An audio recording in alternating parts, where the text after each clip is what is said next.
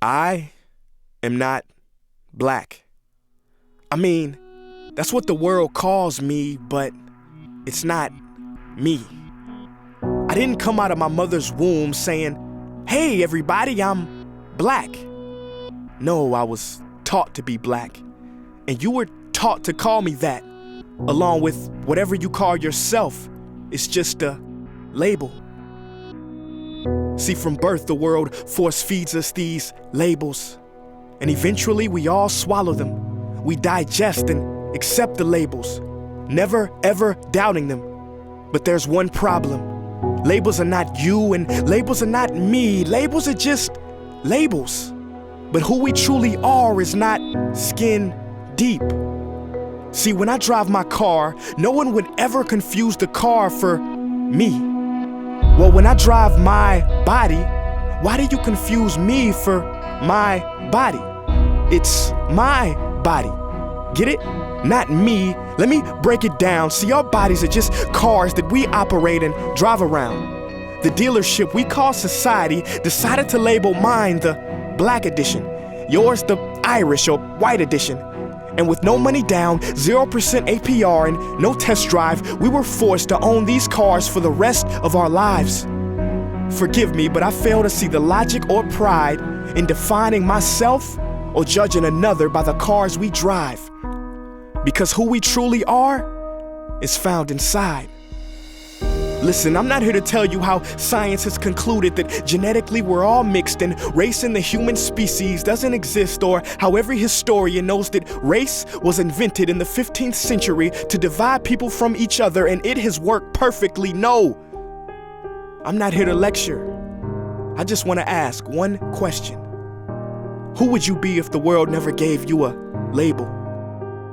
Never gave you a box to check? Would you be white, black, Mexican, Asian, Native American, Middle Eastern, Indian? No, we would be one. We would be together. No longer living in the era of calling human beings black people or white people.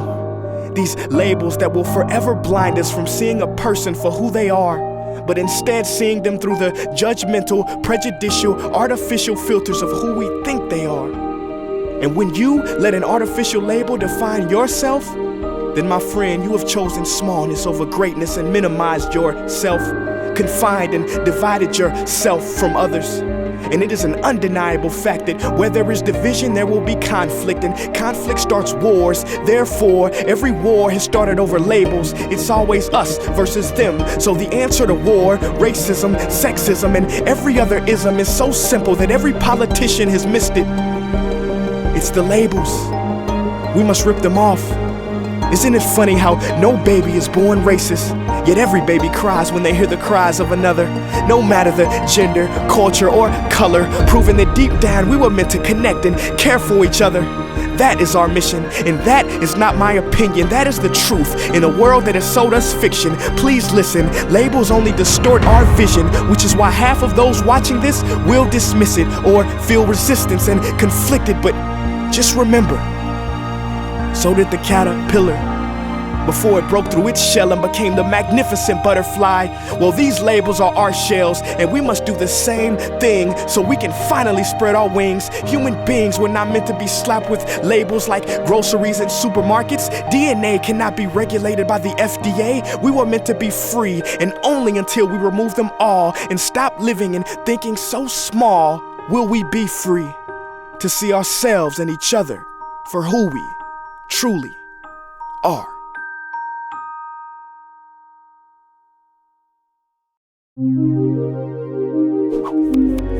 So what can we do in the face of all this madness and chaos? What is the solution?